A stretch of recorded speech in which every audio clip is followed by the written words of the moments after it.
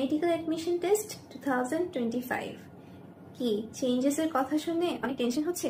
Tension হওয়াটাই normal. এই টাইমে মাথায় আসে যে হ্যাঁ আমাদের সাথে কেন হচ্ছে, আল্লাহ আমরা এখন কি করবো, মানে কোত্থেকে পড়বো, কত কোয়েশ্চেন্স। আসলে এখন ওয়াই আস ওয়াই নট এগুলো ভেবে তো আসলে লাভ নেই। প্রবলেম নিয়ে প্রবলেম করে টেনশন না করে আমাদের এখন আসলে how to tackle this problem এটা বের করা উচিত।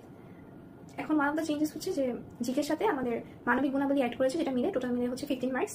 এখন আমার ভাইও এই বছর অ্যাডমিশন দিবে, যার কারণে হচ্ছে আমার এসবের সাথে আপডেট থাকতে হয়। অ্যান্ড স্যার ম্যামদের কথা শুনে আমার যা মনে হলো যে যেসব টপিক থাকতে পারে আমি ওগুলো নামগুলো বলি, যেমন duties and responsibilities of a medical practitioner, তারপর rights and privileges of doctor and patient, তারপর professional secrecy, privilege communication, professional infamous conduct, then negligent consent. জিনিস আমার মনে হয় যে ইম্পর্টেন্ট থাকতে পারে, বাট টপিকগুলো না এরকম না যে তুমি ফিজিক্স কেমিস্ট্রি বায়োলজির মতো যেভাবে আমরা নর্মালি পড়ি ওরকম মুখস্থ করার টপিক না।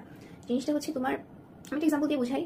ধরো তোমার কাছে একটা পেশেন্ট আসলো, তার সার্জারি হবে, এখন হাউ টু প্রসিড, লাইক তুমি কি করবা। তুমি কি অপশন 1 তুমি তার মানে তুমি তার জাস্ট সাইন নিয়ে নিবা, অপশন 2 তুমি তার কোনো পারমিশন বা কনসেন্ট কিছুই নিবা না, অপশন 3 আসবে যে তুমি তাকে প্রোজ এন্ড কনস বোঝানোর পরে সে মানে উনি যা তোমাকে মানে বলবে, উনি কনসেন্ট দেওয়ার পরে তুমি প্রসিড করবা। মানে জিনিসগুলো হচ্ছে এরকম যে মানে তোমার যদি জাস্ট বেসিক কনসেপ্টটা থাকলে তুমি আনসার করতে পারবা। তো এটার মাধ্যমে তোমার এক্সামিনাররা বুঝবে যে তুমি whether you have a pessimistic attitude or you're optimistic, or তোমার জাস্ট অ্যানালাইসিস পাওয়ারটা কেমন, মানে তুমি কিভাবে জিনিসগুলো অ্যানালাইসিস করছো। তো তুমি যদি পজিটিভ অ্যাটিটিউড হও অবশ্যই তুমি এখানে মার্কস পাচ্ছ, রাইট।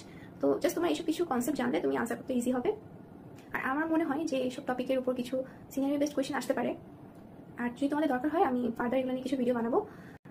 লাস্টলি যেটা বলবো, আমার পাপা আমাকে বলে অলওয়েজ যে বাতাসের পিছনে দৌড়ায়ও না, grab what you can, so focus on that 70 marks.